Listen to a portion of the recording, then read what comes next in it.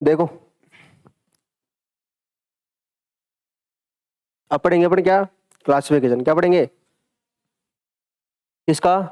Cancer का। Cancer का classification किसके आधार पर करते हैं अपन? किसके आधार पर? उसका ओरिजिन कहां से है।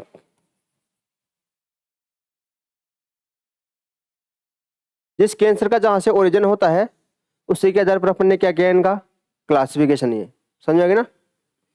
यहाँ से क्वेश्चन आया हुआ है ना, याद रखना इस स्टेटमेंट को।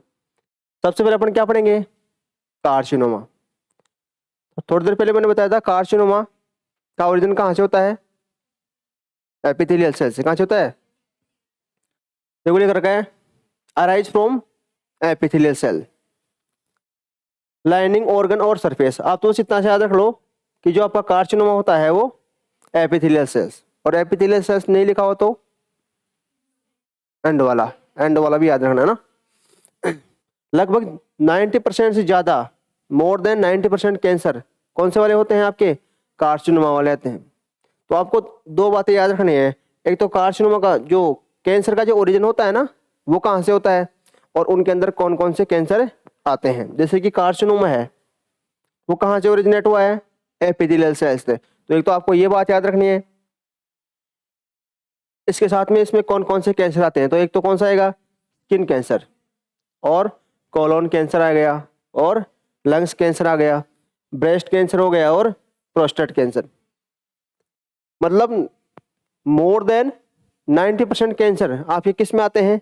कार्सिनोमा के अंदर आते हैं। दूसरा कौन सा है? सार्कोमा।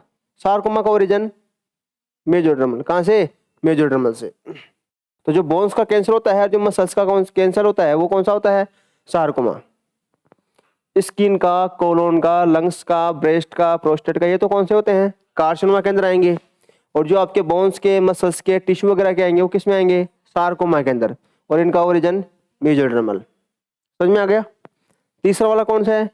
ल्यूकेमिया, जबकि डब्ल्यूबीसी का कैंसर होता है, ये तो जानते हो ना आप, डब्ल्यूबीसी का कैंसर है। बस इतना काफी है, एक एक याद रख लो, ज्यादा नहीं रखना। उसके बाद में कौन सा है? लिम्फोमा। इसमें कौन आएगा आपके? लिम्फेटिक सिस्टम आएंगे। कौन से आएंगे? दोनों पढ़ लिए आपने, लिम्फ नोड और स्प्लीन। मैंने दोनों आपको लिम्फेटिक सिस्टम पढ़ा दिए, पढ़ाए थे ना आपको, सेकंड लिम्फोइड ऑर्गन वगैरह ये आपको बताए थे, याद नहीं है।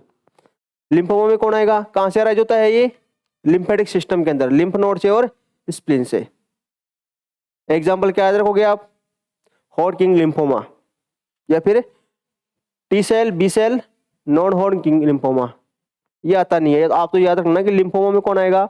लिम्फेटिक सिस्टम आएंगे सब। इतना तो याद रख लोगे आप, हो जाएंगे क्वेश्चन सोल्व। माइलोमा, देखो दोनों में ये डिफरेंस है, माइलोमा और मिलेनोमा है ये। माइलोमा में कौन आते हैं? Plasma cell producing antibody. जो आपके प्लाज्मा सेल हैं वो क्या करती हैं? प्रोड्यूस करती हैं एंटीबॉडी। तो उसके अंदर जो कैंसर है उन वो आएंगे, जैसे कि नाम क्या है? मल्टीपल माइलिनोमा, या फिर प्लाज्मा साइटोमा। तो बस इसका इतना सा याद रख लेना, कौन से वाले हैं? ये प्लाज्मा सेल वाले हैं। कौन से वाले हैं? प्लाज्मा सेल वाले। कौन से वाले? माइलोमा वाले। तो माइलोमा वाले कौन से? प्लाज्मा सेल हैं। और लिम्फोमा वाले कौन से हैं? लिम्फेटिक सिस्टम वाले हैं। और ल्यूकेमिया डब्ल्यूबीसी वाले हैं। सार्कोमा मसल्स वाले हैं, बोन्स वाले हैं, टिश्यू वाले हैं। और आपके कार्सिनोमा स्किन वगैरह वाले वो है। समझ में आ गई क्या बात?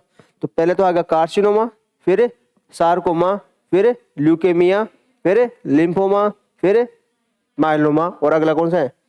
मिलेनोमा। मिलेनोमा तो क्या है? आपको मिलेनिन होता है ना, मिलेनिन बताया था अभी आपको, पीनियल ग्लैंड वाला। जो मिलेनिन होता है ना वो पिगमेंट सेल है, pigment producing cell of skin, जैसे कि मेलेनिन। और अगला वाला कौन सा है? जर्म सेल का भी हो सकता है, जैसे कि नाम क्या है? टेरिटो कार्सिनोमा। इसको याद रखना ना, टेरिटो कार्सिनोमा या सेमिनोमास, जैसे कि टेस्टिस का और ओवेरी का। ये सबसे इंपॉर्टेंट है, यहां से क्वेश्चन आ गया कम से कम 2-3 बार, है ना, तो इसको याद रखना आप। समझ में आ गई क्या बात आपको? तो कार्सिनोमा के अंदर कौन आएगा? एपिथेलियल सेल्स वाले, स्किन वगैरह, प्रोस्टेट वगैरह, लंग्स वगैरह, ब्रेस्ट वगैरह, ये कैंसर आने वाले हैं कोलोन वगैरह के। दूसरा कौन सा है? सार्कोमा। ओरिजिन कैसा है? मेजोडर्मल। जैसे कि बोन्स वगैरह, क्योंकि बोन्स क्या होती है? मेजोडर्म से तो बनती है। कनेक्टिव टिश्यू भी आपके कहाँ से बनते हैं? मेजोडर्म से। और कार्टिलेज भी कहाँ से बनती है आपकी? मेजोडर्म से तो बनती है। तो बोन्स वगैरह के हो गए, मसल्स के और टिश्यू के जो भी हैं वो किस में आते हैं? सार्कोमा। ल्यूकेमिया के अंदर WBC आती है। लिम्फोमा के अंदर लिम्फेटिक सिस्टम आता है। माइलोमा के अंदर प्लाज्मा सेल आती हैं। और मेलानोमा के अंदर पिगमेंट वाली आती हैं। और लास्ट वाला कौन सा है? Germ cell. इसमें कौन सा आएगा? टेरेटो, ये याद रखना आप, टेरेटो, कार्सिनोमा और सेमिनोसमस। समझ आ गया ना? सेमिनोमस, इसमें टेस्टिस और ओवेरी कैंसर आता है। समझ में आ गया क्या? ये क्लासिफिकेशन आपके कैंसर का। उसके बाद में कैंसर कॉजेज, कैसे कैसे कैंसर होते हैं। देखो ये टॉपिक अपना नहीं है, ये टॉपिक होता है जेनेटिक्स का। किसका है? जेनेटिक्स पढ़ ली ना आपने, वहाँ पर आपने म्यूटेशन पढ़े होंगे, पढ़े हैं क्या? तो वो ये वापस से रिपीट करवा रहा हूँ मैं। अभी आपने केमिकल एजेंट पढ़े होंगे बहुत सारे, बायोलॉजिकल एजेंट भी पढ़े होंगे, रेडिएशन वगैरह भी पढ़ी होगी। अभी नाम आ जाएंगे, पता लग जाएगा आपको कौन कौन से हैं। तो इसके अंदर कौन काम में आते हैं? आपके एजेंट्स काम में आएंगे। कौन आएंगे? एजेंट्स। अब ये सब फालतू की बातें लिखी हुई हैं। और देखो क्या लिखा हुआ है? Cancer arise from various agent. Cancer कहाँ से आएगा? वेरियस एजेंट से आएगा। एंड स्पॉन्टेनियस म्यूटेशन, और म्यूटेशन कैसे होते हैं? स्पॉन्टेनियस और नॉन स्पॉन्टेनियस दोनों तरीके से हो सकते हैं, आपको पता है। जो एजेंट होते हैं वो क्या करते हैं? आपके कैंसर करेंगे। क्या करेंगे? कैंसर। और उसमें पहला कौन आता है आपका? कार्सिनोजेंस। कौन से आएंगे? कार्सिनोजेंस। उसमें भी कौन आता है? म्यूटाजेंस। कौन आएगा? म्यूटाजेंस। ये म्यूटाजेंस क्या करवाएंगे? म्यूटेशन करवाएंगे। क्या करवाएंगे? ये नाम आपने पहले भी सुना है क्या? म्यूटाजेंस का। ये क्या करवाते हैं? म्यूटेशन। और म्यूटेशन से क्या होता है? कैंसर। अब जो आपके 3 प्रकार के हैं कार्सिनोजन, एक तो कौन सा है? फिजिकल, एक केमिकल और एक बायोलॉजिकल। अब इस स्लाइड में कुछ याद करने का है क्या? कुछ भी नहीं है। अब आपको पहला अपन कौन सा पढ़ने वाले हैं? Physical agent. कौन सा पढ़ने वाले हैं? ये क्या करवाएंगे? कैंसर करवाएंगे ना। ये रेडिएशन कोज DNA डैमेज, जो रेडिएशन आ सकती है। अब रेडिएशन क्या? अल्फा, बीटा, गामा रेज वगैरह होती है ना, एक्सरे वगैरह रही, तो ये रेडिएशन ही तो है। तो इनकी वजह से क्या हो सकता है? DNA डैमेज हो सकता है, जिससे म्यूटेशन हो जाएगा और जिससे क्या हो जाएगा? कैंसर। रेडिएशन आपके 2 तरीके की हो सकती है, एक तो आयोनाइजिंग और एक नॉन आयोनाइजिंग। आयोनाइजिंग में आपको याद हो जाएंगे कौन कौन आता है? अल्फा, बीटा, गामा और एक्सरेज। DNA में क्या करवाएंगी? ये ब्रेक लगवाएंगी। अब चाहे वो सिंगल स्टैंडर्ड DNA में ब्रेक लगवाई या डबल स्टैंडर्ड DNA में ब्रेक लगवाई। इसमें याद करने का तो है क्या? कुछ कुछ भी नहीं है फिजिकल एजेंट में। आयोनाइजिंग में आपको याद रखना है अल्फा, बीटा, गामा और, समझ में आ गया? और नॉन आयोनाइजिंग में कौन आएगी? आपकी यूवी रेज आ जाएंगी। कौन आ जाएंगी? UV rays. और आपने पढ़ लिया ये थायमिन, थायमिन डायमर का फॉर्मेशन कैसे होता है? DNA रिपेयर सिस्टम के अंदर पढ़ लिया ना, मॉलिक्यूलर बायोलॉजी के अंदर। तो ये नॉन आयोनाइजिंग किसकी वजह से होती हैं? यूवी रेज की वजह से। इससे किसका फॉर्मेशन हो जाता है? थायमिन, थायमिन डायमर का फॉर्मेशन हो जाता है। अब आपने नाम सुनोगे NER, BER, इस प्रकार से। Nucleotide exchange repair, base exchange repair, है ना। यूवी रेज के द्वारा क्या होता है? थायमिन, थायमिन डायमर का फॉर्मेशन हो जाएगा। और इसको रिपेयर किसके द्वारा किए जाएंगे? NER के द्वारा। नाम क्या है? न्यूक्लियोटाइड एक्सचेंज रिपेयर के द्वारा इसको क्या कर सकते हैं? सही कर सकते हैं। लेकिन ये काम करना बंद कर दे तो, NER काम करना बंद कर देगा तो रिपेयर होगा क्या? रिपेयर नहीं होगा। तो फिर रिपेयर नहीं होगा तो क्या होगा? थायमिन डायमर बन जाएगा ना। तो क्या करता है? ये स्किन कैंसर कर देगा। इसका नाम क्या है? स्किन कैंसर को क्या बोलते हैं अपन? जीरोडर्मा पिगमेंटोसम। क्या बोलते हैं? जीरोडर्मा पिगमेंटोसम।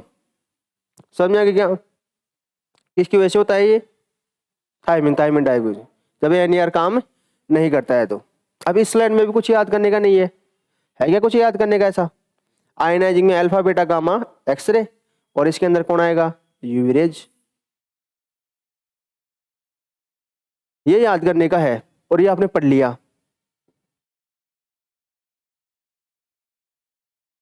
ये आपने मॉलिक्यूलर बायोलॉजी के अंदर भी पढ़ा होगा और आपने जेनेटिक्स के अंदर सर ने पढ़ा दिया होगा म्यूटेशन के अंदर। म्यूटेशन पढ़ लिया आपने? जेनेटिक्स पढ़ी है ना। तो जेनेटिक्स में यार नाम आपको जरूर लिखवाए होंगे, 5 bromo uracil, oxygen species, ethidium bromide वगैरह, ये इथाइल मिथाइल सल्फोनेट, ये सब लिखवाए हैं, सब लिखवा रखे हैं ना ये। अब वहां पर इनके काम है सेम टू सेम वही काम यहाँ पे, क्योंकि म्यूटेशन वही करवाते हैं, म्यूटेशन ये करवाएंगे। सबसे पहले अपन कौन सा पढ़ेंगे, केमिकल एजेंट। और केमिकल एजेंट में क्या करते हैं, केमिकल्स काम में आएंगे, और ये केमिकल्स क्या करते हैं, म्यूटेशन करवाएंगे, और म्यूटेशन से क्या हो जाएगा, कैंसर हो जाएगा। सबसे पहले अपन कौन सा पढ़ने वाले हैं, बेस एनालॉग। बेस की तरह कौन काम करेगा, उसमें कौन सा नाम आता है, ये स्लाइड बहुत इंपॉर्टेंट है, समझ आ गया, यहां से क्वेश्चन आते ध्यान रखना। सबसे पहले अपन पढ़ेंगे बेस एनालॉग। कौन सा पढ़ेंगे, बेस एनालॉग। इसके अंदर कौन आता है, 5 ब्रोमो यूरेसिल। कौन आएगा, 5 ब्रोमो यूरेसिल। और ये किसकी तरह काम करता है, डीएनए के अंदर जो बेस होते हैं ना, ATGC, उनकी तरह काम करता है। कौन आपका, 5 ब्रोमो यूरेसिल। तो इसको क्या बोलते हैं, बेस एनालॉग। और ये क्या करवाते हैं, मिसपेयरिंग। देखो नॉर्मल मिसपेयरिंग A के T के साथ होती है, G की C के साथ में होती है, लेकिन ये क्या करवाते हैं, 5 ब्रोमो यूरेसिल आकर क्या करवा देते हैं, मिसपेयरिंग करवा देंगे। क्या करवा देंगे, मिसपेयरिंग। तो मिसपेयरिंग से क्या होगा, म्यूटेशन ही तो हो गया, और उससे क्या हो सकता है, कैंसर हो सकता है। तो बेस एनालॉग के अंदर आपको क्या याद रखना है, 5 ब्रोमो यूरेसिल। समझ में आ गया, बेस एनालॉग के अंदर क्या याद रखोगे, 5 ब्रोमो यूरेसिल। दूसरा आपका ऑक्सीडेटिव एजेंट, ये तो आपको नाम पता है, ROS, रिएक्टिव ऑक्सीजन स्पीशीज। नाम सुना है क्या आपने, reactive oxygen species. Oxidative damage के अंदर देखो कौन बनेगा, रिएक्टिव ऑक्सीजन स्पीशीज का फॉर्मेशन हो जाता है। किसका हो जाएगा, रिएक्टिव ऑक्सीजन स्पीशीज का फॉर्मेशन हो जाता है। जैसे कि H2O2 हाइड्रोजन पेरोक्साइड वगैरह नाम सुना होगा आपने, है ना, O2 ओजोन वगैरह ये। तो ऑक्सीडेटिव एजेंट में कौन आएगा, ROS। कौन आएगा, ROS। और ये भी क्या करवाते हैं, डीएनए का डैमेज करवा देते हैं। इसमें तो कोई खास बात नहीं है, याद क्या रखना था आपको, बेस एनालॉग, जिसका नाम क्या है, 5 ब्रोमो यूरेसिल। तीसरा है इंटरकलेटिंग, हाँ ये भी इंपॉर्टेंट है। इंटरकलेटिंग एजेंट पढ़ लिया आपने, याद है कि नहीं है आपको, ये देखो नाम, इथिडियम ब्रोमाइड। रेप्लिकेशन के अंदर पढ़ा होगा आपने, इथिडियम ब्रोमाइड डीएनए के अंदर जाकर क्या कर लेगा, दस जाएगा ना, इंटरकलेट कर लेता है, जिससे हेलिकेज काम नहीं कर पाएगा, तो रेप्लिकेशन नहीं हो पाएगा। याद है कि नहीं है आपको, ये भी तो इंटरकलेटिंग एजेंट ही तो है, वो भी तो होता है, वो भी होता है। इंटरकलेटिंग एजेंट का मतलब क्या है, ये क्या करते हैं, इंसर्ट कहाँ पे हो जाएंगे, डीएनए के अंदर जाकर इंसर्ट हो जाएंगे, जिससे कि क्या हो जाएगा, रेप्लिकेशन क्या जाएगा आपका, डिस्टर्ब हो जाएगा। मतलब हेलिकेज काम नहीं कर पाएगा एक तरीके से ये है, और डीएनए के दोनों स्ट्रैंड क्या नहीं हो पाएंगे, सेपरेट नहीं हो पाएंगे। इसमें कौन आता है, इसमें आपका आता है एक तो ETBR। कौन आता है, ETBR, इथिडियम ब्रोमाइड। कौन आता है, इथिडियम ब्रोमाइड। ये वापस से रिपीट करवा रहा हूँ मैं आपको, समझ में ना, यहाँ का टॉपिक नहीं है ये। इंटरकलेटिंग एजेंट में कौन आएगा, इथिडियम ब्रोमाइड। और कौन आता है आपका, एक्रिडिन ऑरेंज। कौन आता है, एक्रिडिन ऑरेंज। और एक आता है आपका कौन, बेंजोपायरिन। कौन आता है, बेंजोपायरिन। ये जाएंगे और डीएनए के साथ में क्या हो जाएंगे, इंसर्ट हो जाएंगे। क्या हो जाएंगे, इंसर्ट। तो रेप्लिकेशन को क्या कर देंगे, ये डिस्टर्ब कर देंगे। क्या कर देंगे, डिस्टर्ब कर देते हैं, क्योंकि डीएनए के साथ में जाकर क्या हो जाते हैं, ये इंटरकलेट हो जाते हैं। क्या हो जाते हैं, इंटरकलेट। तभी तो इनका नाम क्या है, इंटरकलेटिंग एजेंट। 3 नाम याद रखने हैं आपको, एक तो इथिडियम ब्रोमाइड, दूसरा आपका एक्रिडिन ऑरेंज, और तीसरा आपका बेंजोपायरिन। और इसके नाम से पता चलता है ये डीएनए के साथ में जाकर क्या हो जाएगा, इंटरकलेट कर जाएगा। क्या कर जाएगा, इंटरकलेट। 3 नाम याद रखने हैं आपको, एक तो कौन सा है, इथिडियम ब्रोमाइड, इसके अलावा एक आपका एक्रिडिन ऑरेंज, और इसके अलावा आपको बेंजोपायरिन। और बेस एनालॉग में क्या याद रखना है, 5 ब्रोमो यूरेसिल। ऑक्सीडेटिव एजेंट के अंदर ROS। चौथा कौन सा है आपके, एल्कलाइटिंग एजेंट। एल्कलाइटिंग एजेंट देखो, एल्काइल ग्रुप की तो बात कर रहा है ये, एल्काइल ग्रुप। एल्काइल ग्रुप आप जानते हो क्या होता है, आपने नाम सुना, HAT, HDAC, नहीं सुना। देखो एल्कलाइजिंग एजेंट कौन सा है आपका, EMS, इथाइल मिथाइल सल्फोनेट। नाम क्या है इसका? Ethyl methyl sulphonate. ये क्या करता है? ऐड करेगा क्या? Alkyl group. ये एल्काइल ग्रुप को क्या करेगा? ऐड करेगा, जिससे डीएनए क्या हो जाएगा? अल्टर्ड हो जाएगा। क्या हो जाएगा? अल्टर्ड हो जाएगा और म्यूटेशन हो जाएगा। तो आपके जो एल्कलाइटिंग एजेंट है इसमें एक ही याद रखना है आपको, ethyl methyl sulphonate. Methyl methyl sulphonate भी आ सकता है ना, MMS, मिथाइल मिथाइल सल्फोनेट। तो अभी तो याद रख लो कौन सा? EMS, ethyl methyl sulphonate. अगला है डीएमिनेटिंग एजेंट। ये तो आपने कई बार नाम सुना होगा डीएमिनेटिंग का, डीएमिनेशन होना। आरएनए रीडिंग वगैरह में पढ़ते हो ना आप, प्रोसेसिंग पढ़ते हो, जब मॉडिफिकेशन पढ़ते हो ना आप, तो उसके अंदर आता है डीएमिनेशन। तो डीएमिनेटिंग एजेंट कौन सा आपका? Hydroxyl amine. कौन सा है? Hydroxyl amine. ये आपका क्या होता है? हाइड्रोक्सिल एमाइन डीएमिनेटिंग एजेंट होता है। और अगला कौन सा आपका? एफ्लाटॉक्सिन। क्या नाम है? एफ्लाटॉक्सिन। ये फंगल टॉक्सिन है। क्या है ये? फंगल, मतलब फंगस से आएगी होगी। कहां से आई होगी? फंगस से। फंगस का नाम क्या है? एस्परजिलस फ्लेवस। क्या नाम है? एस्परजिलस फ्लेवस। जैसे आप नाम सुन एस्परजिलस नाइजर, है ना? तो ये किससे बनेगा? एस्परजिलस फ्लेवस से। ये फंगस है आपका। और ये क्या करवाता है? ट्रांसवर्जन म्यूटेशन करवाता है। आपने दो प्रकार के म्यूटेशन पढ़े होंगे, तो ट्रांजिशन, एक ट्रांसवर्जन, दोनों पढ़ रखे हैं आपने। ट्रांजिशन में क्या होता है? प्यूरिन प्यूरिन से रिप्लेस हो या पिरिमिडिन पिरिमिडिन से रिप्लेस हो। जबकि ट्रांसवर्जन के अंदर प्यूरिन पिरिमिडिन से होगा और पायरिमिडिन प्यूरिन से होगा। तो ये किस प्रकार का है? ट्रांसवर्जन टाइप का म्यूटेशन है। कौन सा वाला आपका? एफ्लाटॉक्सिन। कौन सा है? एफ्लाटॉक्सिन। एफ्लाटॉक्सिन कहां से मिलेगा? एस्परजिलस फ्लेविस से। और ये कौन सा म्यूटेशन करवाता है? ट्रांसवर्जन म्यूटेशन करवाता है। और किससे जुड़ा हुआ है ये? लीवर कैंसर से जुड़ा हुआ होता है। ये प्यूरिन की जगह पिरिमिडिन ला देगा और पायरिमिडिन की जगह क्या ला देगा? प्यूरिन ला देगा। इससे डीएनए की स्ट्रक्चर क्या हो जाएगी? मेंटेन नहीं हो पाएगी। समझ में आ गई क्या बात? क्योंकि आपको पता है एक तरफ तो होता है प्यूरिन, एक तरफ क्या होता है? पायरिमिडिन होता है ना। अभी पांच पांच छह आपको याद रखने हैं। पहला कौन सा है? Base analogue. नाम क्या आएगा? 5 ब्रोमो यूरेसिल। याद हो गया। दूसरा है कौन सा? Oxidative agent. उसके अंदर रिएक्टिव ऑक्सीजन स्पीसीज ROS आएगी। तीसरा है आपका इंटरकेलेटिंग एजेंट। उसमें इथिडियम ब्रोमाइड ETBR। इसके अलावा एक्रिडिन ऑरेंज। और इसके अलावा बेंजोपायरिन। चौथा कौन सा है आपका? Alkylating agent. ये एल्काइल ग्रुप को ऐड करेगा। और इसके अंदर कौन आता है आपका? Ethyl methyl sulphonate EMS। पांचवा आपका कौन सा है? Deaminating agent. और नाम क्या है? Hydroxyl amine. छठवा कौन सा है आपका? एफ्लाटॉक्सिन। कौन सा है? एफ्लाटॉक्सिन।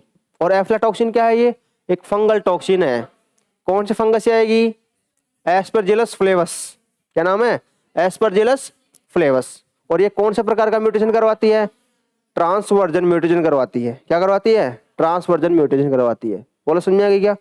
दो जगह पढ़ लिया ना आपने इस चीज को। अब आगे चलते हैं। अब तीसरा कौन सा है अपना? आपने फिजिकल एजेंट पढ़ लिया, केमिकल एजेंट पढ़ लिया। अब कौन सा है? बायोलॉजिकल एजेंट है। इसके अंदर कौन काम आ सकते हैं? या तो वायरस या फिर कौन आ जाएगा? बैक्टीरिया भी काम में आ सकता है। तो पहले पढ़ते हैं कि ऐसे वायरस जो क्या कर सकते हैं? कैंसर कर सकते हैं। तो वायरस ऐसे होते हैं कि जिनके अंदर, कुछ के अंदर तो जो उनका जीनोम होता है वो DNA का होता है, और किसके अंदर? RNA का होता है। बोलो समझा गया क्या? तो पहला पढ़ लेंगे अपन कौन सा? जिनके पास में जीनोम कैसा हो? DNA genome virus. और एक कौन सा है? RNA genome virus. यहाँ से भी क्वेश्चन आते हैं। अब सबसे पहले ऐसा वायरस जिनके जीनोम में क्या हो? DNA। जिनका जीनोम क्या हो? DNA से मिलकर बना हो। उनमें कौन सा एग्जाम्पल आता है? Hepatitis B. नाम सुना होगा आपने, हेपेटाइटिस बी वायरस। और ये कौन सा क्या करता है? ये क्या करता है? Liver cancer. तो याद रखना है, लीवर कैंसर कौन कर सकता है आपका? Hepatitis B. इधर कौन है आपका? ये भी क्या करता है? फर्क क्या है फिर दोनों में? हेपेटाइटिस के बी के अंदर तो जीनोम कैसा होता है, डीएनए कंटेनिंग, जबकि हेपेटाइटिस सी के अंदर आरएनए कंटेनिंग। समझ आ गई क्या बात? यहां से क्वेश्चन आते हैं कई बार। डीएनए जीनोम और किस कौन कौन से वायरस का होता है? एक और नाम सुना होगा आपने, ह्यूमन पेपिलोमा वायरस। नाम सुना है क्या? Papilloma virus, human papilloma virus. ये क्या करवाता है? सर्विकल कैंसर, सर्वाइकल कैंसर करवाएगा ह्यूमन पेपिलोमा वायरस। इनके बारे में डिटेल से पढ़ेंगे कल। समझ में आ गई क्या? डिटेल से पढ़ाऊंगा इनके बारे में। अब याद रख लो कि हेपेटाइटिस बी के द्वारा क्या होता है? Liver cancer. और इनका जीनोम कैसा होता है? डीएनए कंटेनिंग होता है। ह्यूमन पेपिलोमा वायरस क्या करवाता है? सर्वाइवल कैंसर करवाता है। और आपने हर्पीज वायरस का भी नाम सुना होगा। इसके अंदर कौन कौन आएगा? बर्किट्स लिम्फोमा, ये इंपॉर्टेंट है। कौन आता है? बर्किट लिम्फोमा। आपको बोलेगा बताओ बर्किट लिम्फोमा में क्या होता है? डीएनए जीनोम वायरस होता है। और ये पूछा गया है, इससे भी पूछा गया है। हेपेटाइटिस बी में कौन सा होता है? डीएनए जीनोम वायरस होता है। और कपोसिस सार्कोमा, सार्कोमा तो बताया ना आपको, किससे होते हैं ये? मेसोडर्मल ओरिजिन का होता है ये तो। और एक और होता है कौन सा? Nasopharyngeal carcinoma. तो आप तो ये दो ही याद रख लेना, बर्किट और कपोसिस। तो ऐसे वायरस जिनके अंदर क्या हो? जीनोम कैसा हो? डीएनए वाला। उसके अंदर पहले तो आता है हेपेटाइटिस बी, जो लीवर कैंसर से जुड़ा हुआ है। फिर आता है आपका HPV, ह्यूमन पेपिलोमा वायरस। क्या करवाता है? सर्विकल कैंसर करवाता है। और हर्पीज वायरस में कौन आएगा? बर्किट लिम्फोमा और कपोसिस। बर्किट के बारे में और इनके बारे में पढ़ेंगे अपन डिटेल से। समझ आ गई क्या बात? अगला कौन सा है? आरएनए वाला। तो एक तो पढ़ लिया आपने, कौन सा? Hepatitis B. तो बी वाला तो डीएनए के साथ में और सी वाला आरएनए के साथ में। और क्या कर दोनों के दोनों क्या करवाते हैं? लीवर कैंसर करवाते हैं। अब एक आपको ये वाला नाम भी याद रखना है, HTLV। यहां से भी क्वेश्चन आया हुआ है, ह्यूमन टी लिम्फोट्रोपिक वायरस। देखो टी लिम्फोसाइट की तो बात चल रही है यहाँ पर, पता ना? Human T lymphotropic virus. और ये क्या करता है? टी सेल ल्यूकेमिया करवाता है। क्या करवाता है? देखो नाम से तो चल जाएगा आपको, टी सेल, टी लिम्फोसाइट है ना, तो क्या करवाता है ये? T cell leukaemia. तो आरएनए में आपको दो याद रखने हैं, एक तो कौन सा? सी, और एक कौन सा? HTLV। तो हेपेटाइटिस बी और सी दोनों क्या करवाते हैं? लीवर कैंसर करवाते हैं। बी वाला डीएनए कंटेनिंग होता है और सी वाला आरएनए कंटेनिंग होता है। समझ में आ गया? बर्किट लिम्फोमा, बर्किट लिम्फोमा में क्या होता है? जीनोम कैसा होगा? डीएनए वाला। कपोसिस सार्कोमा के अंदर डीएनए वाला होगा। समझ में आ गई बात? और एक और है कौन सा वाला आपका? Human papilloma virus. इसके अंदर भी कैसा होगा? डीएनए वाला। और क्या करवाता है ये? सर्वाइकल कैंसर करवाता है। समझ में आ गई क्या? ये आपके कौन से हैं? बायोलॉजिकल एजेंट में आपके वायरस जो कैंसर कर सकते हैं, वो डीएनए कंटेनिंग और आरएनए कंटेनिंग। ये तो वायरस हो गया। एक बैक्टीरिया और है, ये नाम पहले सुना होगा आपने, हेलिकोबैक्टर पाइलोरी। सेल बायोलॉजी पढ़ाया होगा आपको। ये हेलिकोबैक्टर पाइलोरी क्या काम करता है? स्टोमक के अंदर अल्सर कर देगा। क्या कर देगा? अल्सर, जिससे क्या हो जाएगा? स्टोमक कैंसर हो जाएगा। तो स्टोमक कैंसर करने के लिए कौन आता है बताओ?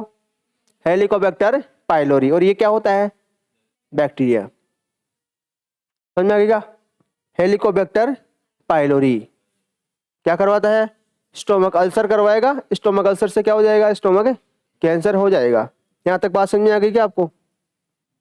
इस स्लाइड में कोई कंफ्यूजन है क्या? नहीं है?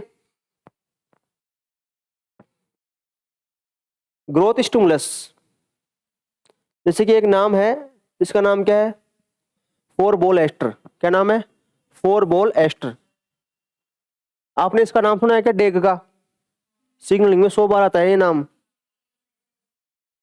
डेग कैसे एक्टिवेट होता है? जब PIP2 को क्लीव किया जाता है तो IP3 और डेग बनता है। बनता है कि नहीं बनता?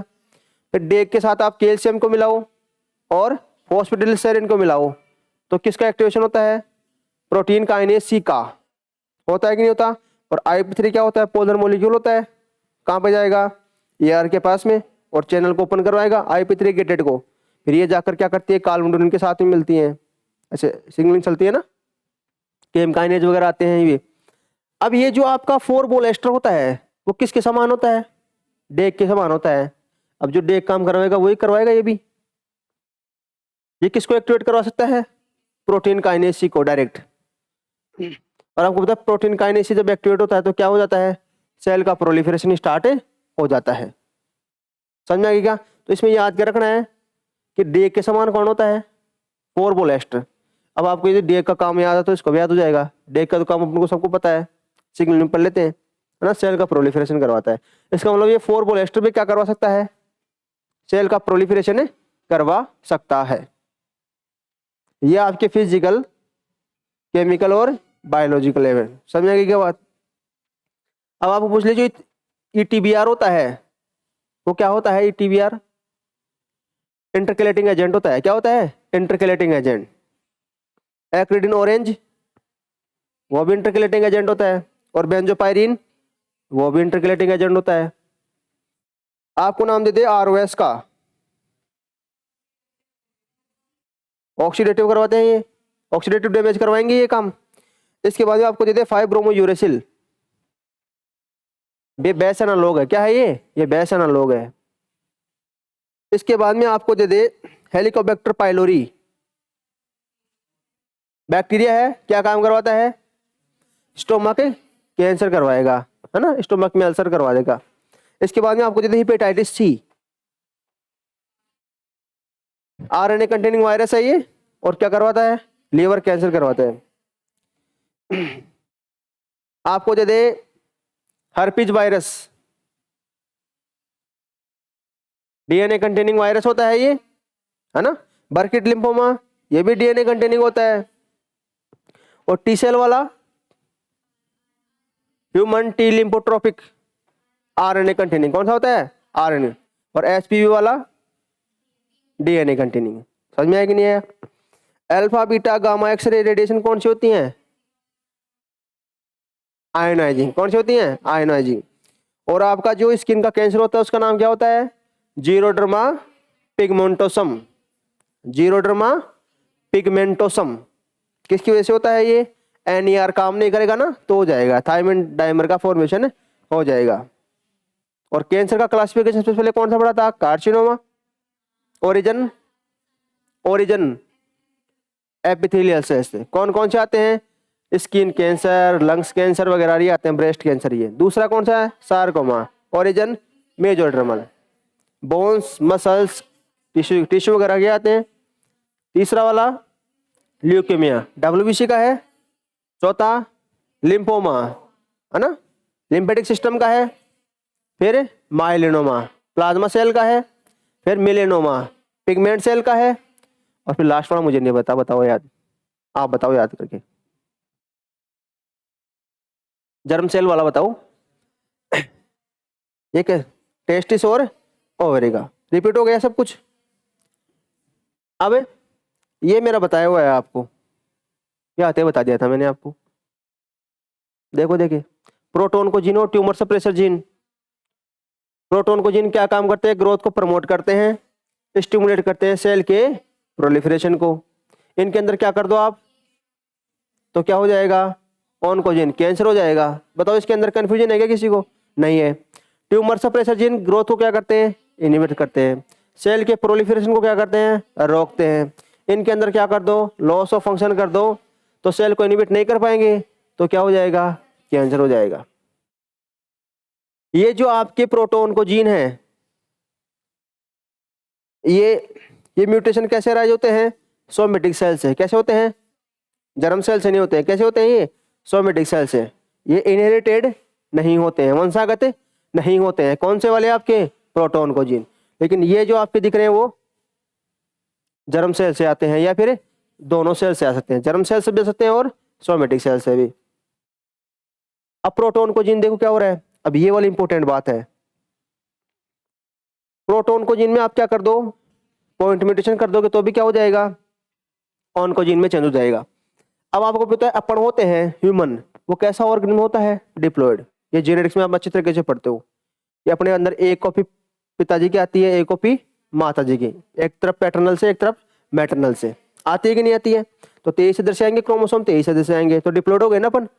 तो अपन डिप्लॉयड ऑर्गेनिज्म है, अपने पास में एक जीन की कितनी कॉपी होती हैं? 2 कॉपी होती है, मतलब एक जीन के 2 एलील होते हैं, एक जीन की 2 कॉपी होती है ना अपने पास में। अब इन 2 एलील के अंदर या फिर 2 कॉपी बोल दूं मैं, एक ही बात है, एक जीन की 2 कॉपी होती है या फिर एक जीन के 2 एलील होते हैं, एक ही बात है ना। यदि 2 एलील के अंदर से मैं mutation in any one allele, यदि आप एक एलील के अंदर क्या कर दोगे? म्यूटेशन कर दोगे, 2 में से किसी एक एलील के अंदर म्यूटेशन कर दोगे तो क्या हो जाएगा? कैंसर हो जाएगा। मतलब ये कौन सा कैंसर है? ये डोमिनेंट, क्योंकि आपने क्या किया है? गेन ऑफ फंक्शन किया है। तो प्रोटोन को जिनके बारे में क्या रखना है?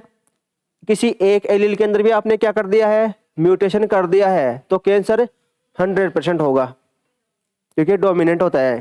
समझेंगे ना। जबकि जो ट्यूमर सप्रेसर है उसके अंदर क्या करना पड़ेगा आपको? लॉस ऑफ फंक्शन करना पड़ेगा, मतलब उसकी दोनों कॉपी को क्या करना पड़ेगा आपको? म्यूटेट करना पड़ेगा। लिख नहीं रखा किसका?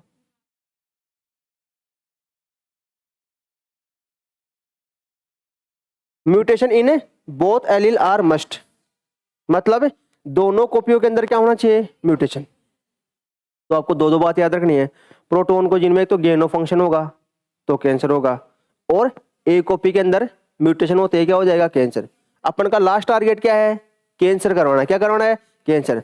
तो प्रोटोन को जिनमें 2 काम करवाओ, गेन ऑफ फंक्शन करवा दो और एक कॉपी के अंदर म्यूटेशन करवा दो।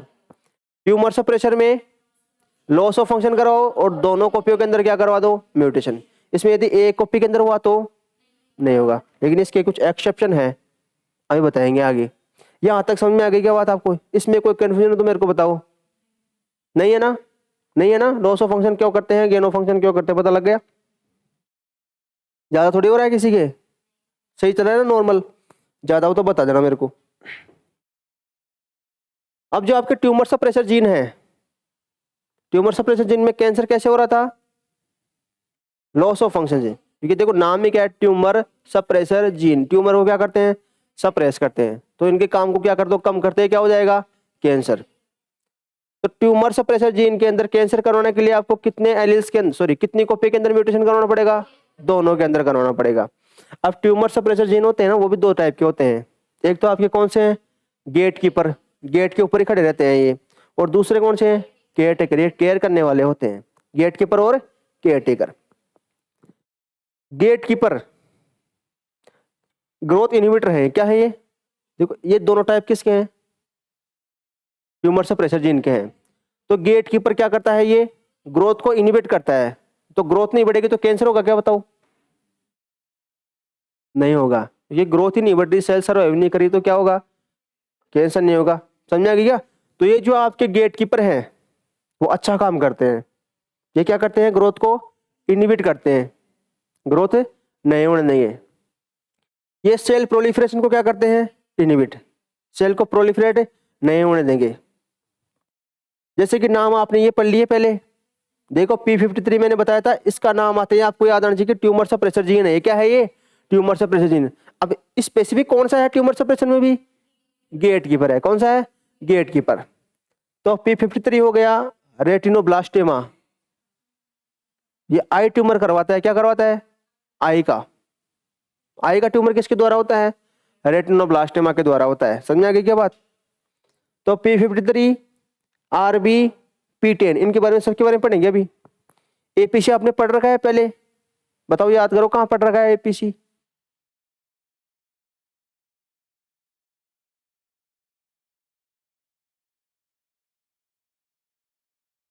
इसका नाम होता है, नाम बताऊंगा इसका, एडिनोमेटस पोलिपोसिस कोली। किसी को भी नहीं आ रहा याद?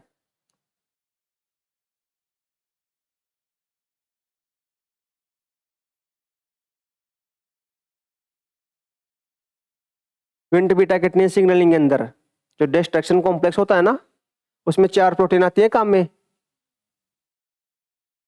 डिस्ट्रक्शन कॉम्प्लेक्स का तो नाम सुना है, विंट बीटा किडनी की सिग्नलिंग जानते हो ना? जब सिग्नल एब्सेंट होता है तो डिस्ट्रक्शन कॉम्प्लेक्स क्या होता है? एक्टिव। को बीटा किडनी को पकड़ के रखता है ना ये। तो डिस्ट्रक्शन कॉम्प्लेक्स के अंदर कौन कौन सी प्रोटीन है? तो GSK3, एक कैसिन काइनेज फर्स्ट CK1 आती है ना, एक आती है और कौन सी आती है आपकी, एक APC आती है, और एक कौन सी आती है, एक एक जीन, कौन सी आती है, एक जीन। तो नाम पता लग गया कहाँ से आया ये, दिमाग काम नहीं कर रहा क्या आपका, अभी तो कुछ ऐसा पढ़ा भी नहीं है अपन ने।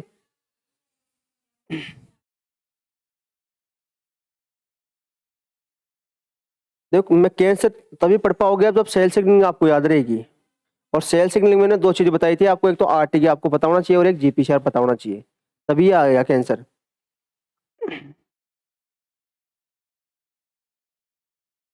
TGF बीटा रिसेप्टर, अब देखो ये नाम बार बार आए हुए हैं सब, ये अपन ने पढ़ लिया था पहले, एमडोर पाथवे के अंदर पढ़ा था इसको, इसको अपन इसको भी पढ़ा नहीं है अपन ने, इसको तो पढ़ेंगे नया है, इसको भी नहीं पढ़े अपन ने, ये आपने पढ़ लिया पहले विंड बीटा कैटने सिग्नलिंग में, ये भी पढ़ लिया आपने TGF बीटा रिसेप्टर, ये नहीं पढ़ा, ये सेल सिग्नलिंग में उसमें सॉरी सेल साइकिल के अंदर पढ़ोगे आप,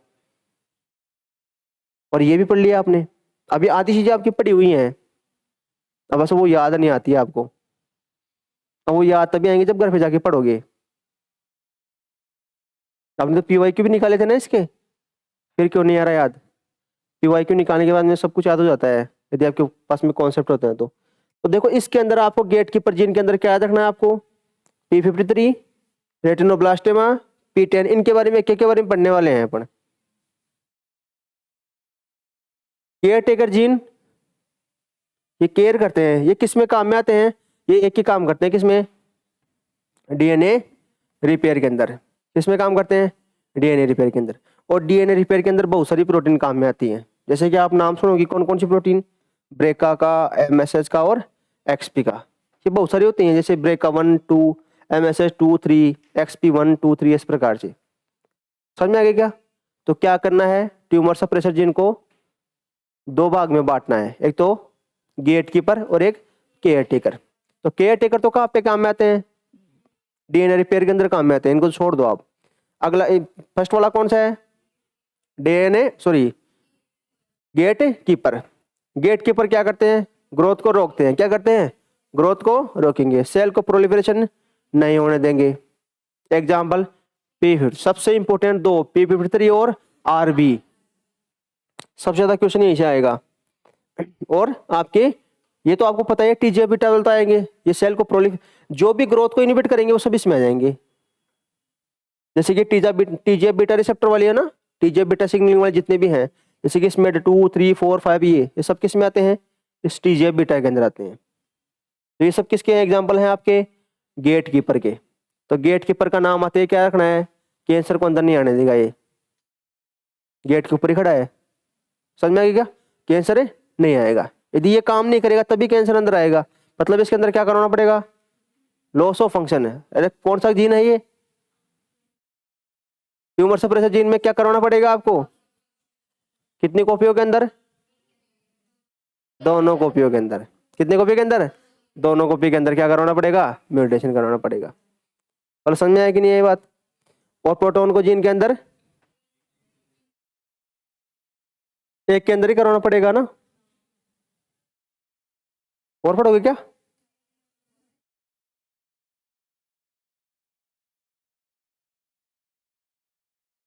अभी तो टाइम नहीं हो, चलो क्वेश्चन देख लेते हैं फिर, 10 5 क्वेश्चन अभी जो पढ़ा है ना इसके क्वेश्चन देख लेते हैं, है ना।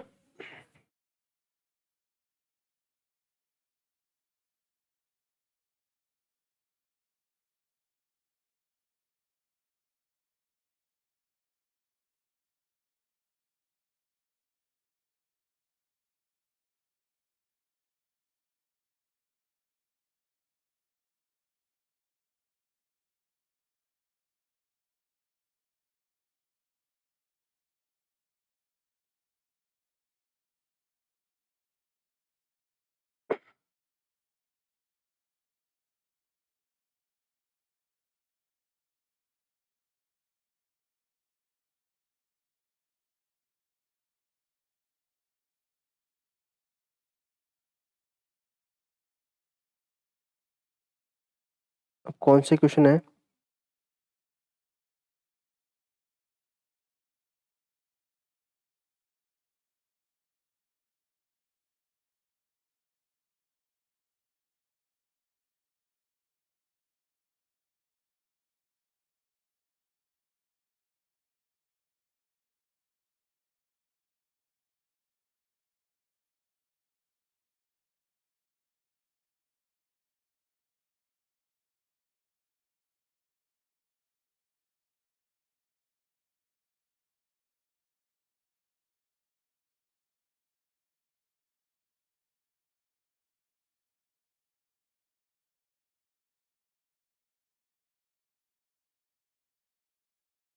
बताओ।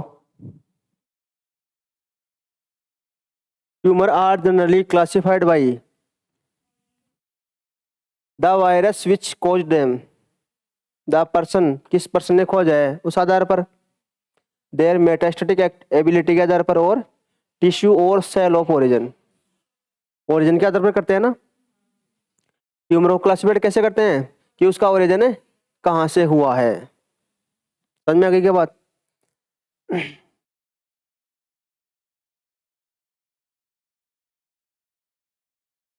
इस क्वेश्चन को करो, देखे हो जाए तो।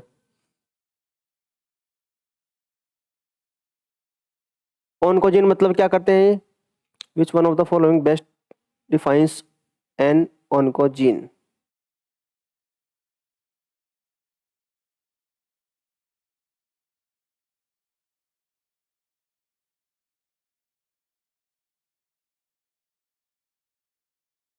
सबसे बढ़िया डिफाइन करना है आपको अच्छे तरीके से ऑन्कोजीन। नहीं दिख रहा क्या?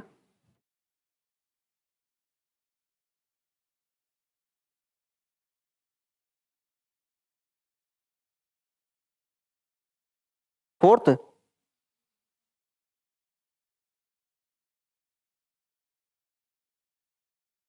ऑन्कोजीन में क्या होता है? डोमिनेंट म्यूटेशन ही तो होता है ना, गेन ऑफ फंक्शन वाला। कौन सा वाला दे रखा है?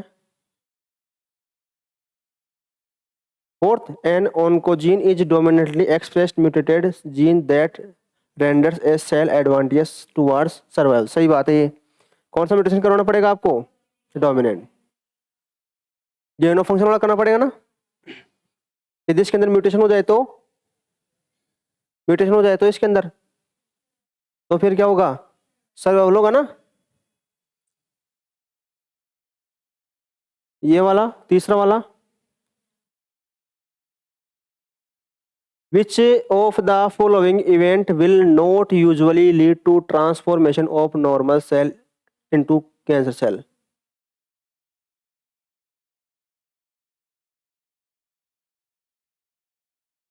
नोट पूछ रहा है आपको। नॉर्मल सेल से कैंसर सेल के अंदर कौन सी नहीं बनेगी? पहला देखो, gain of function of oncogene.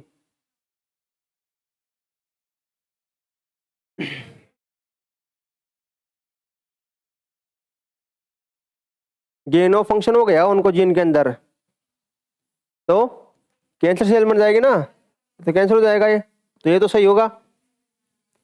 Loss of function of tumour suppressor gene. Tumour suppressor gene में क्या करवा दो आप? लॉस ऑफ फंक्शन करवा दो, तो भी क्या होगा? इससे भी कैंसर हो जाएगा। ये तो भी पढ़ा है अपन ने concept. Gain of function of gene involve in nucleotide accession repair. देखो, ऐसे जीन जो किसमें इन्वॉल्व है? न्यूक्लियोटाइड एक्सेशन रिपेयर के अंदर, रिपेयर सिस्टम के अंदर इन्वॉल्व है, तो ये तो रिपेयर करेंगे। रिपेयर करने का काम करते हैं, डैमेज को क्या करते हैं? रिपेयर के अंदर काम करेंगे। तो इनकी एक्टिविटी आपने क्या करवा दी है? बढ़ा दी है, तो रिपेयर सिस्टम ज्यादा काम करेगा, तो जो डीएनए डैमेज है वो रिपेयर होना स्टार्ट हो जाएगा, तो कैंसर थोड़ी होगा, फिर उसके अंदर म्यूटेशन नहीं होगा। तो ये इससे भी क्या होगा? अच्छा नहीं होगा। और ये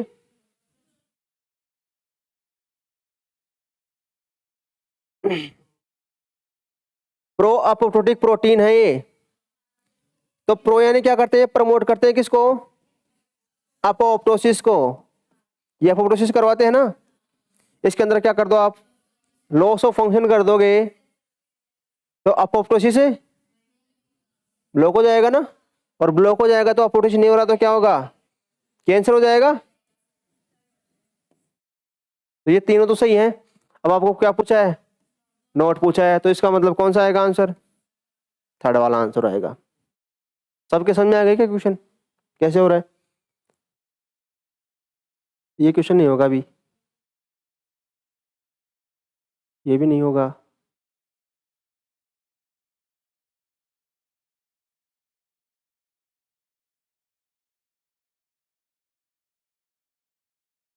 ये क्वेश्चन कर लोगे क्या आप? ट्यूमर सप्रेसर प्रोटीन, ट्यूमर को क्या करती हैं? सप्रेस करेंगे, मतलब समझ आ गई क्या बात?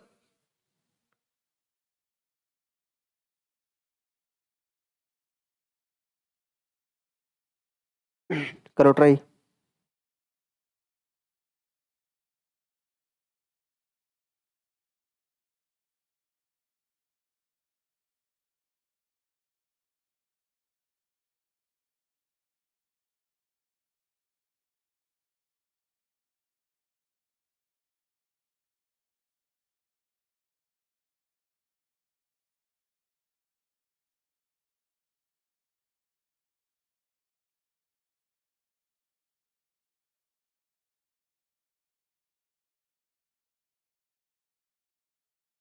हो जाएगा क्या? नहीं होगा ना?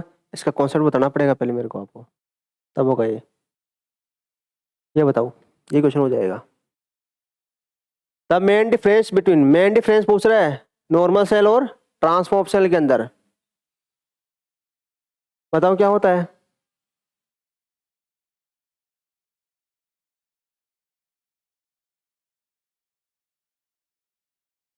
इमोर्टलिटी।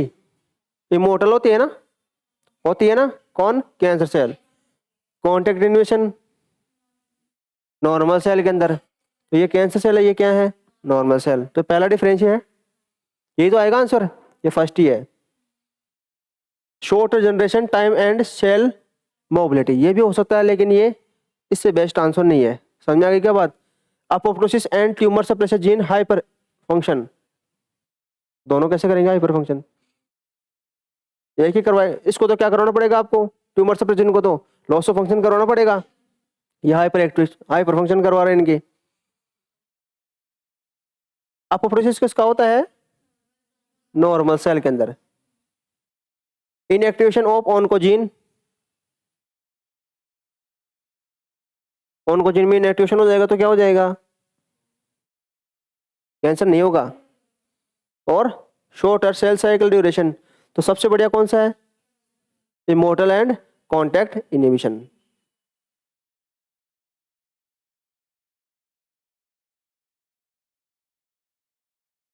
ये बताओ।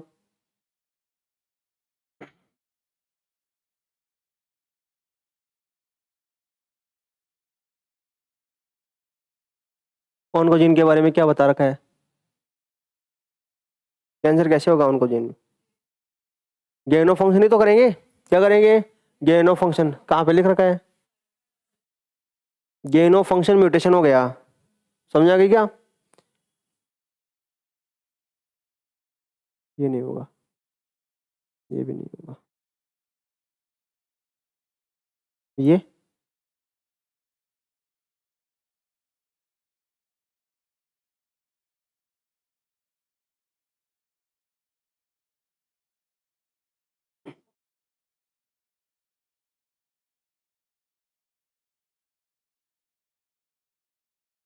Conversion of प्रोटोनकोजीन to oncogene. प्रोटोनकोजीन को किस में कन्वर्ट करना है?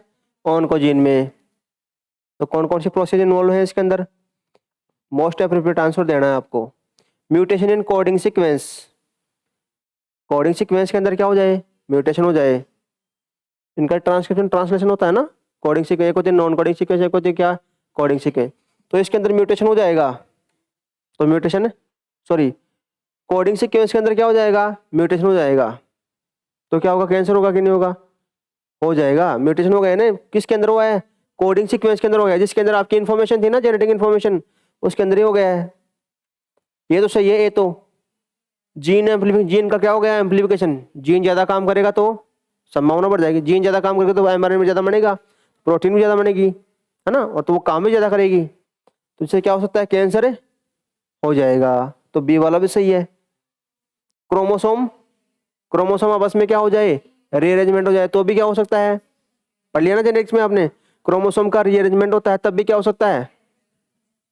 जैसे क्रोमोसोम क्या होता है, कोई टुकड़ा इधर आके उधर आ गया होमोलोगस के पास में, कोई नॉन होमोलोगस के पास में आ जाता है ना, ट्रांसलोकेशन करते हैं ना ऐसे, तो भी हो सकता है क्या? म्यूटेशन। और म्यूटेशन की वजह से क्या हो सकता है? Cancer. Mutation in non coding sequence, इसमें कोई फर्क नहीं पड़ता। समझ में आ गई ना? नॉन कोडिंग सीक्वेंस के अंदर म्यूटेशन से कोई फर्क नहीं पड़ने वाला, कैंसर नहीं होने वाला है। तो कौन सा ऑप्शन आएगा? ए, बी और सी। अब आपको आपने पढ़ा होगा जो mRNA होता है आपका, उस mRNA के अंदर क्या आपको क्या मिलता है, एक तो एक्सोन और एक इंट्रॉन सीक्वेंस देखने को मिलती है ना। एक्सोन हमेशा क्या होते हैं, बड़े या छोटे? एक्सोन बड़े होते हैं, इंट्रॉन बड़े होते हैं, पहले तो बताओ मेरे को।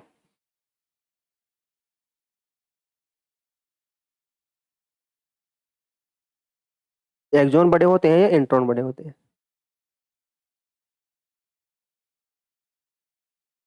बताओ।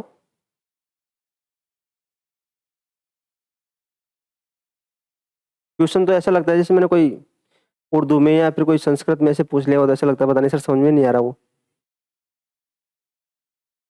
एक छोटा सवाल है कि एक्सोन बड़े होते हैं या इंट्रॉन।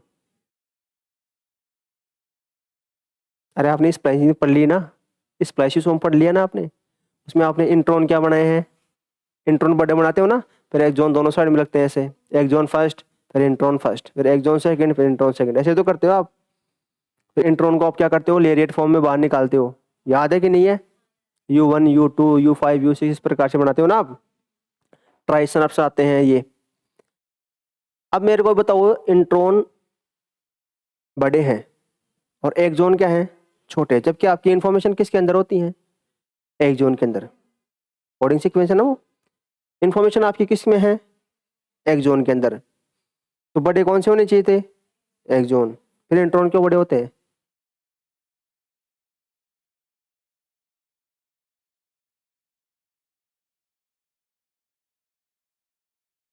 और कोई?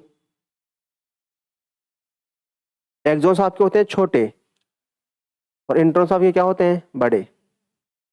आप सपोज करो कोई रेडिएशन आ गई, कोई फिजिकल एजेंट आ गया, फिजिकल एजेंट कौन सा है, आयोनाइजिंग और non ionising, alpha beta gamma, x ray या फिर यूवी रेज भी आ सकता है। तो सपोज करो alpha beta gamma I read, ये रेज आ गई या फिर यूवी रेज आ गई। तो यूवी रेज आएंगी तो डीएनए क्या होगा, डैमेज होगा ना।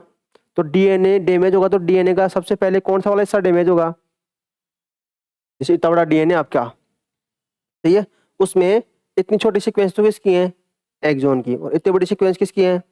तो पहले चांस किसका रहता है डैमेज होने का, इंट्रॉन का। किसका होता है, तो यदि कोई डीएनए में डैमेज भी होता है ना, तो मैक्सिमम किस में होता है, इंट्रॉन्स में, नॉन कोडिंग सीक्वेंस में होता है। तो उससे अपन को कोई फर्क नहीं पड़ता, क्योंकि उनको अपन क्या करते हैं, बाद में हटा देते हैं ना स्प्लाइसोसोम के द्वारा, प्रोटीन्स के द्वारा। इसलिए क्या होते हैं, एक्सोन क्या होते हैं, छोटे, और इंट्रॉन क्या होते हैं, बड़े, ताकि म्यूटेशन से बचाया जा सके। मैंने बताया था कि पॉजिटिव म्यूटेशन 5% ही होते हैं, 95% म्यूटेशन कैसे होते हैं, नेगेटिव। समझ में आ गई क्या बात, ये क्वेश्चन समझ में आ गया आपको? अब और कौन सा है, 11वां क्वेश्चन, 11वां क्वेश्चन कर लिया ना अपन ने।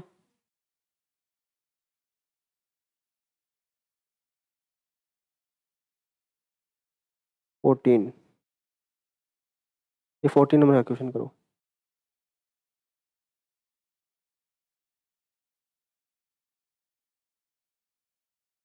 ये क्वेश्चन सबको आना चाहिए।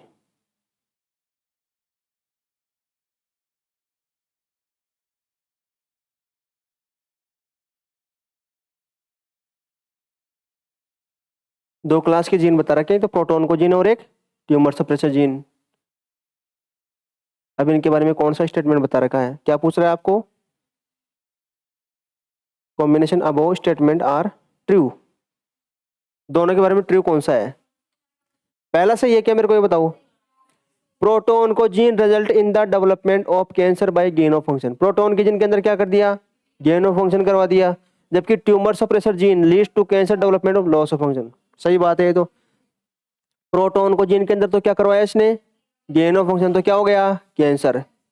जबकि ट्यूमर सप्रेसर जीन के अंदर क्या करवाया इसने, लॉस ऑफ फंक्शन करवा दिया, तो क्या हो गया। तो ये तो सही है स्टेटमेंट, यही तो पढ़ाया अपन ने। तो ये फर्स्ट वाला तो सही है। इसके अलावा बी वाला, बी वाला इसका क्या है, अपोजिट है, तो ये तो गलत हो गया ना।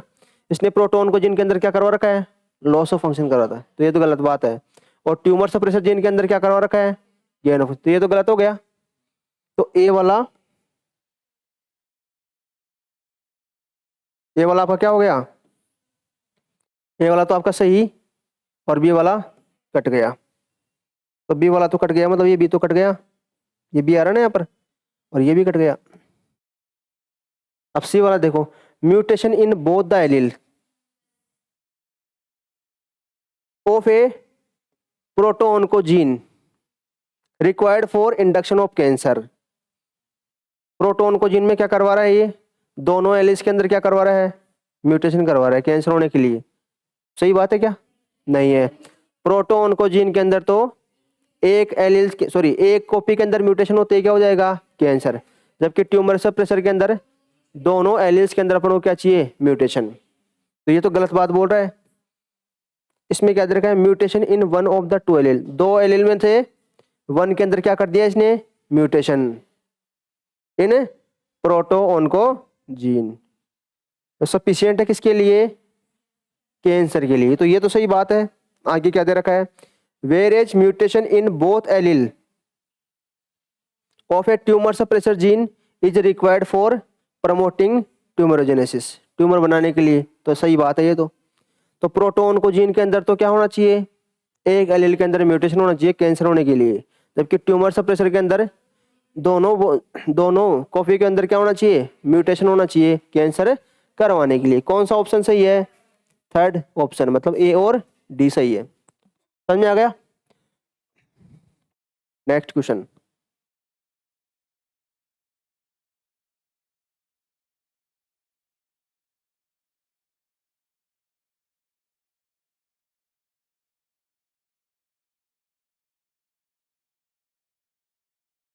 ये क्वेश्चन करो।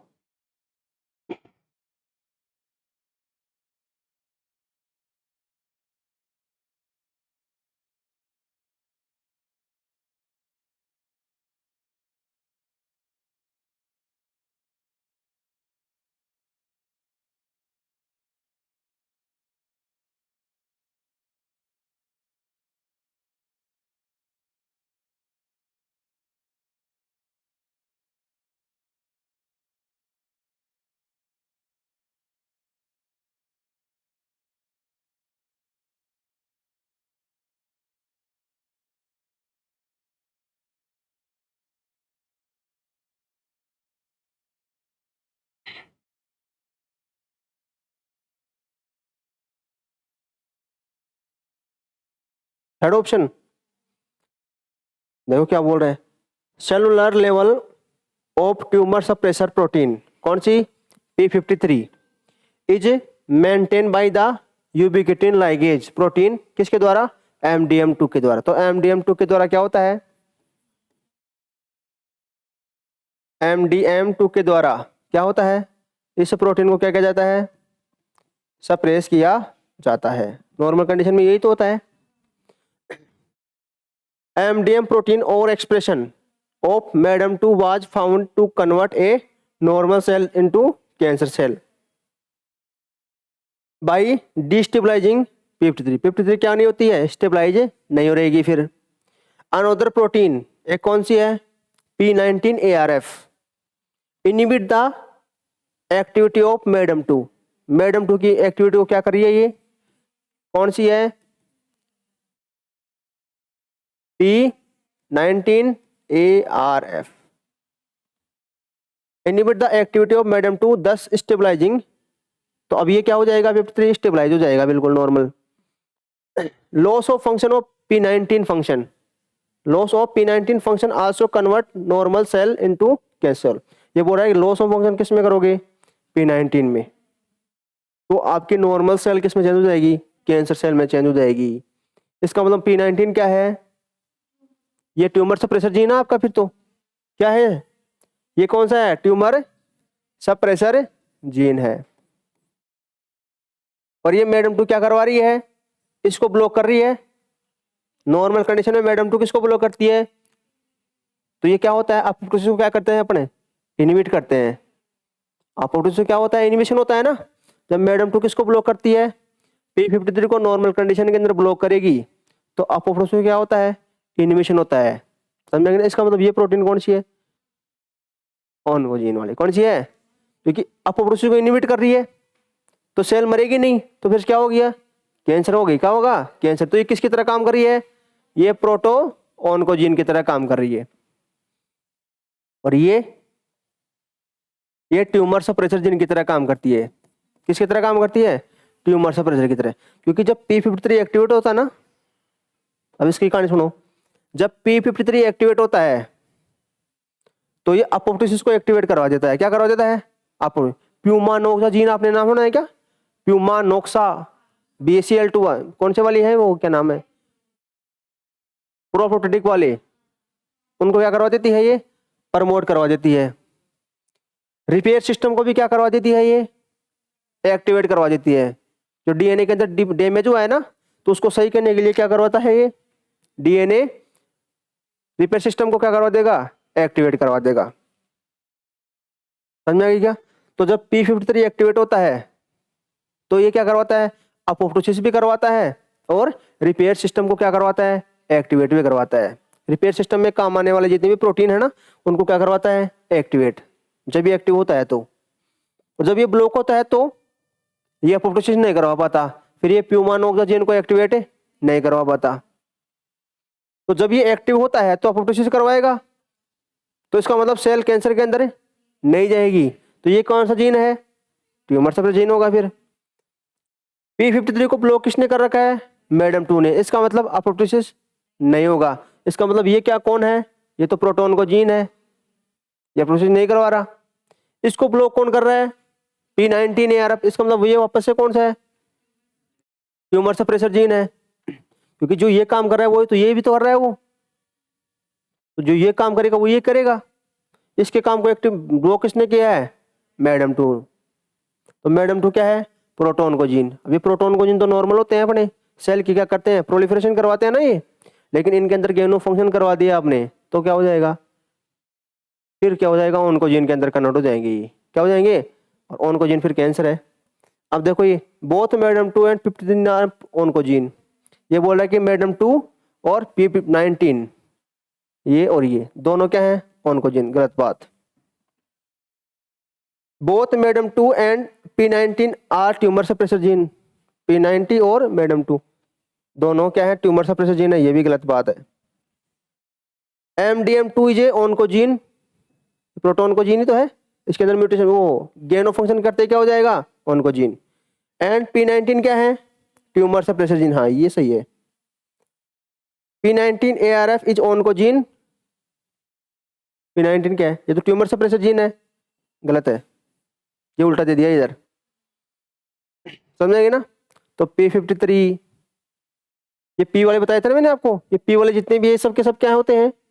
Tumour suppressor. समझ आ गया क्वेश्चन? सॉल्व हो गया। नेक्स्ट क्वेश्चन 20 नंबर का है ना ये।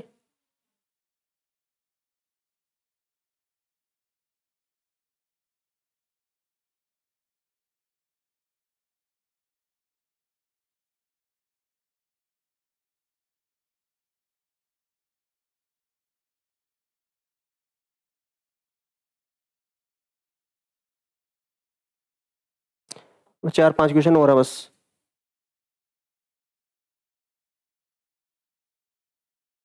चार क्वेश्चन और कर लो। अब देखो ये, अब ये क्वेश्चन नहीं आता आपको?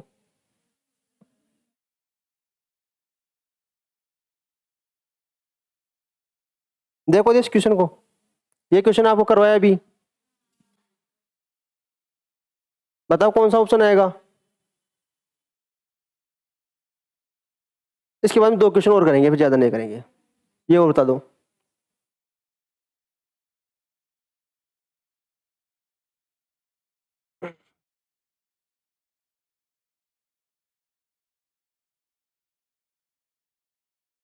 देखो इतना देखना ही नहीं है अपन को। ये क्या करेक्ट पूछ रहा है ना? तो करेक्ट पूछ रहा है अपन को। तो ये जो हिपेटाइटिस है ये DNA का है, और DNA का है तो और क्या करवाता है ये?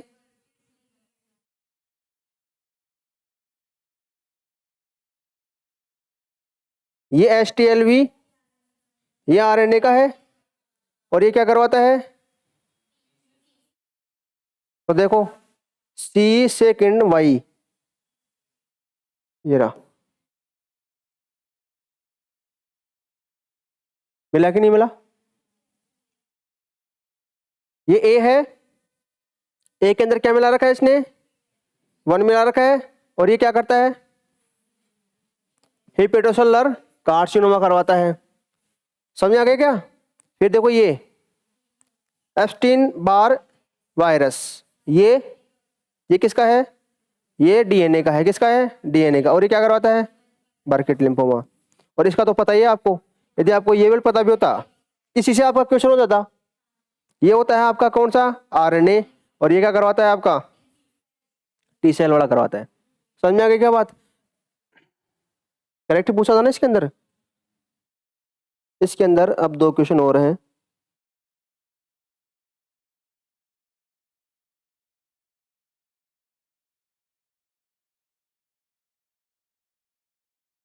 ये बताओ क्वेश्चन।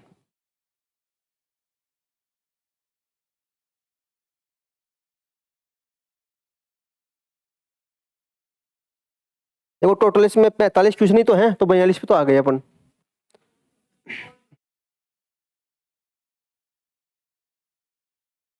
बताओ 4th ऑप्शन। देखो कार्सिनोमा में कौन आता है, एपिथेलियल सेल आता है ना। मसल सेल के अंदर, मसल सेल के अंदर आता है आपका सारकोमा। जर्म सेल के अंदर टेरेटोकार्सिनोमा, टेस्टिस ओवरी को बताया था ना आपको। एपिथेलियल के अंदर कार्सिनोमा, और व्हाइट ब्लड सेल के अंदर, ये कहाँ है, ए के अंदर कौन सा होना चाहिए, बी। ए के अंदर बी है रहा। 4th ऑप्शन आ गया ना आपका।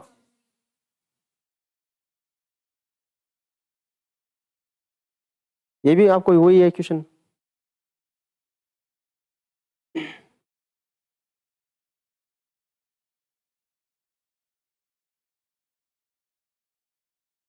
देखो क्या पूछ रहा है, ये करेक्ट पूछ रहा है ना।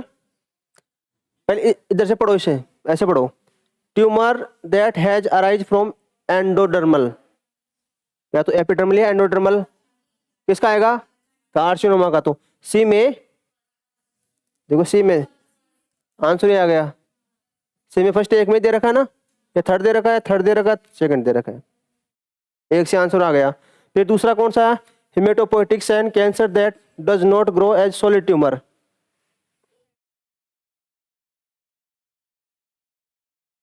इसको छोड़ो, एक और देखो, a tumour that develop from mesodermal, mesodermal से तो कौन आएगा, sarcoma. Cancer that develop from the pigmented skin cell में, इसका मतलब क्या आएगा, मेलानोमा। तो क्या बच गया फिर, और ल्यूकेमिया बच गया। क्या बच गया, ल्यूकेमिया तो बच गया। समझ में आ गया क्या? तो आंसर कौन सा आएगा, फर्स्ट। और ये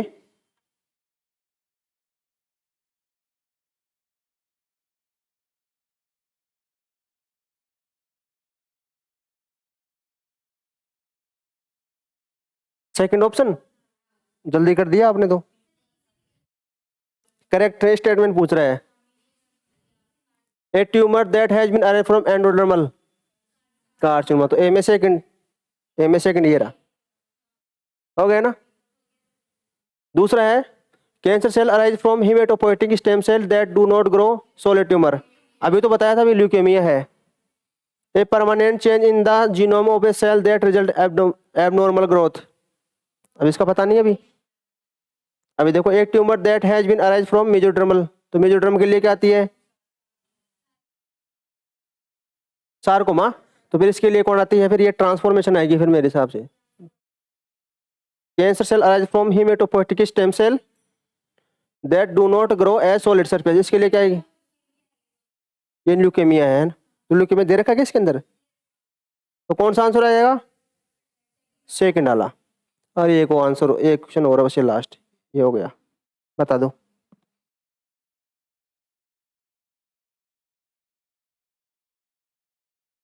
inactivate the serine threonine protein kinase mTOR. MTOR pathway याद है क्या आपको?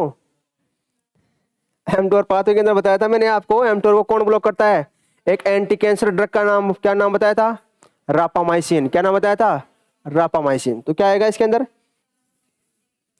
रापामाइसिन। समझ आ गई क्या बात?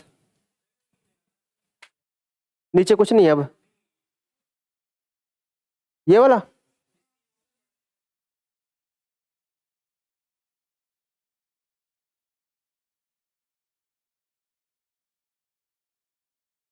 सी वाला,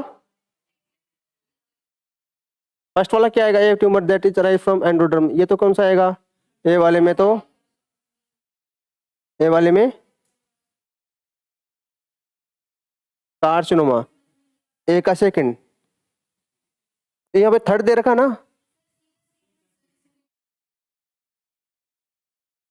सी वाला, ए permanent change in the genome, permanent change कर रहा है जीनोम में ऑफ ए सेल, एक सेल है उसके जीनोम के अंदर क्या कर दिया इसने, परमानेंट चेंज कर दिया, इससे क्या रिजल्ट आया, एबनॉर्मल ग्रोथ।